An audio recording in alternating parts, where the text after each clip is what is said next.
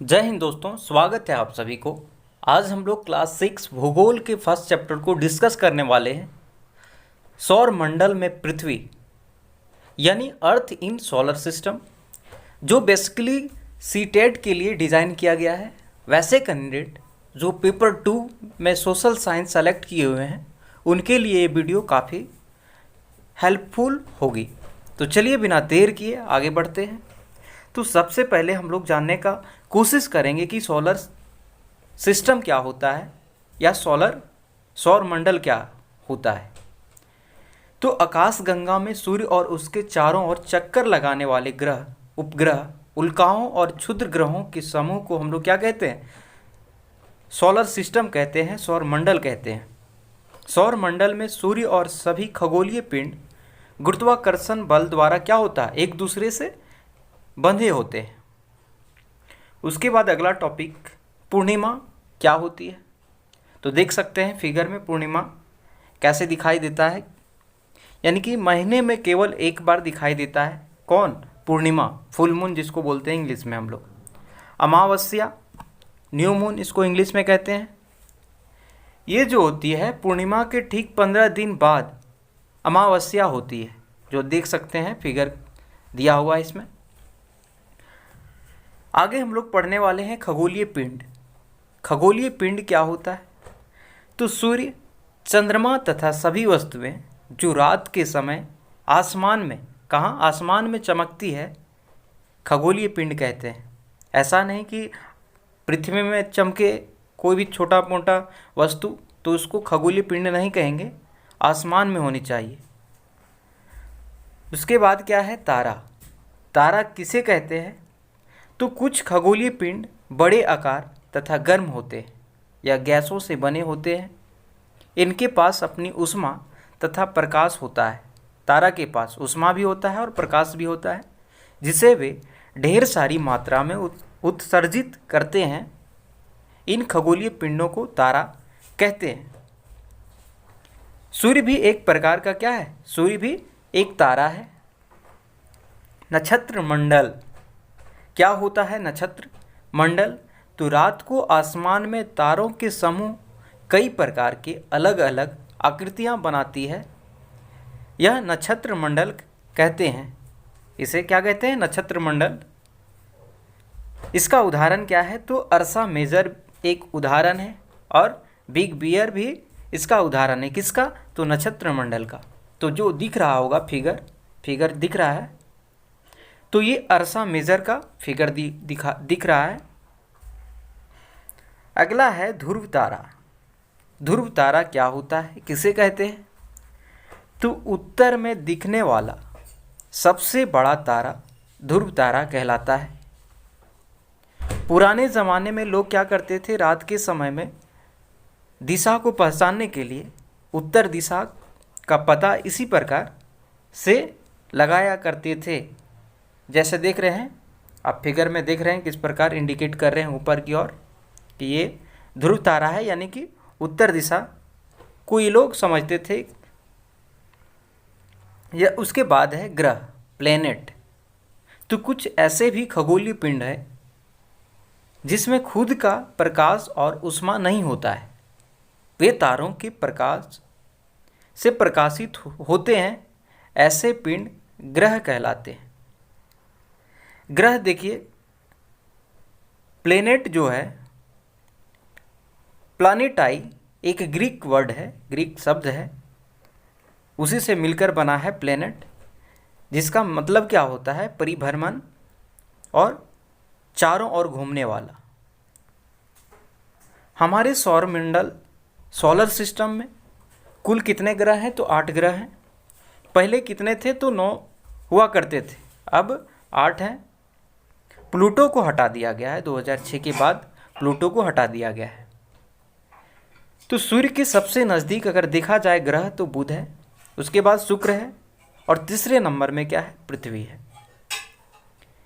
अगर पूछे कि सूर्य से सबसे नज़दीक ग्रह कौन सा है, तो बुध हो जाएगा, और सबसे दूरी वाला ग्रह कौन है? तो यूरेनस हो जाएगा। हमारा जो पृथ्वी है जिसमें हम लोग रहते हैं वो तीसरे नंबर में है। उसके बाद सन, सूर्य तो सूर्य क्या है, सौरमंडल के बीच में स्थित रहता है। यह आकार में बहुत बड़ा होता है और बहुत ही गर्म और गैसों से बना होता है। सूर्य का खिंचाव बल इससे क्या होता है, सौरमंडल को बांधे रखता है। सूर्य सौरमंडल के लिए प्रकाश एवं ऊष्मा का एक स्रोत है। कौन? सूर्य है। उसके बाद हम लोग बात करते हैं पृथ्वी, जिसपे हम लोग क्या करते हैं, रहते हैं। पृथ्वी एक प्रकार का ग्रह है जो सूर्य से प्रकाश तथा ऊष्मा प्राप्त करती है। चंद्रमा से देखने पर पृथ्वी भी चंद्रमा की तरह चमकती दिखाई देती है। अगर आप चंद्रमा से देखें हमारी पृथ्वी को तो चमकती हुई दिखाई देती है। उसके बाद हम लोग कुछ क्या है, पृथ्वी के बारे में कुछ खास है। सूर्य से दूरी के अनुसार देखिए पृथ्वी तीसरे नंबर में है। सबसे पहले बुध है ना, उसके बाद क्या है, देखिए सबसे पहले बुध है, उसके बाद शुक्र है, उसके बाद पृथ्वी है, यानी कि तीसरे नंबर में क्या है, पृथ्वी है। तथा क्या है, पृथ्वी का आकार के अनुसार पांचवा सबसे बड़ा ग्रह है। यह ध्रुवों के पास थोड़ी चपटी है, जिसके कारण इसे भू-आब कहा जाता है। अगर पूछे कि भू-आब किसे कहते हैं तो पृथ्वी को ही भू-आब कहते हैं। भू-आब का अर्थ है पृथ्वी के समान आकार। जैसा देख सकते हैं फिगर में किस तरह ध्रुव में क्या है, थोड़ी सी चपटी दिख रहा है। उसके बाद हम लोग अंतरिक्ष से देखने पर पृथ्वी नीले रंग का दिखाई देती है। कैसा? तो नीले रंग का दिखाई देती है। क्यों दिखाई देती है? क्योंकि लगभग 71% यानी कि 2/3% जो है, 2/3 नहीं परसेंट कहेंगे, 2/3 भाग कहेंगे, लगभग 71% बोलेंगे, पानी से ढके हुए हैं। इसे नीला ग्रह भी कहा जाता है। इसे पृथ्वी को नीला ग्रह भी कहा जाता है। क्यों कहा जाता है? क्योंकि बहुत सारे मात्रा में क्या है, पानी है, लगभग 71% पानी है। चंद्रमा, मून जिसको इंग्लिश में कहते हैं, चंद्रमा क्या है, तो पृथ्वी का एक उपग्रह है जो पृथ्वी के चारों ओर चक्कर लगाती है। पृथ्वी किसकी चक्कर लगाती है? तो सूर्य के चारों ओर घूमती है, लेकिन चंद्रमा क्या है, तो पृथ्वी के चारों ओर घूमती है। तो देखिए यहाँ एक वर्ड आया नया, उपग्रह। तो उपग्रह क्या होता है? तो ग्रह की परिक्रमा करने वाले आकाशीय पिंडों को हम लोग क्या कहते हैं, उपग्रह कहते हैं। यानी कि पृथ्वी क्या है, एक ग्रह है और उसके चारों ओर घूम रहा है, उसी को हम लोग क्या कहते हैं, उपग्रह कहते हैं। चंद्रमा पृथ्वी का एक चक्कर लगाने में लगभग 27 दिन का समय लगता है। यानी कि पूरी पृथ्वी को चक्कर लगाने में चंद्रमा को लगभग 27 दिन में हो जाता है। उसके बाद देखिए हम लोग पढ़ते हैं जियोलॉजी, ज्योमेट्री, जियोइड।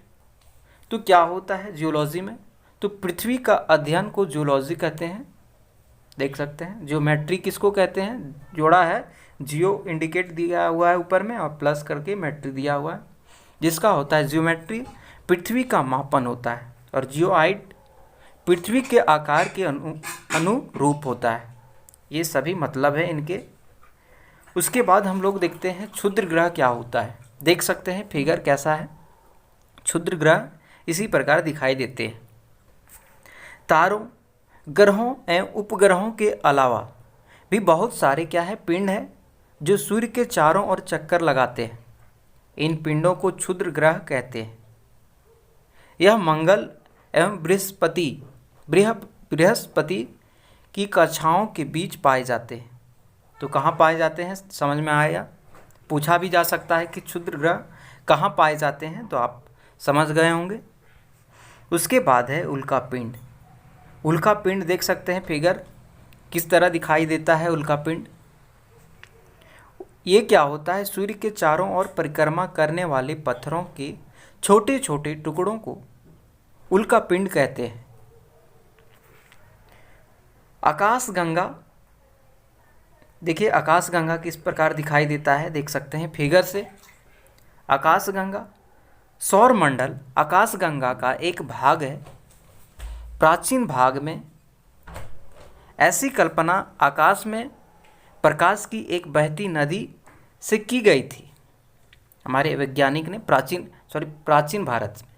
तो देख सकते हैं फिगर किस तरह है। अगर ये वीडियो आप लोगों को अच्छा लगा, सीख पाए, समझ पाए, तो लाइक शेयर कमेंट और सब्सक्राइब करना ना भूलें।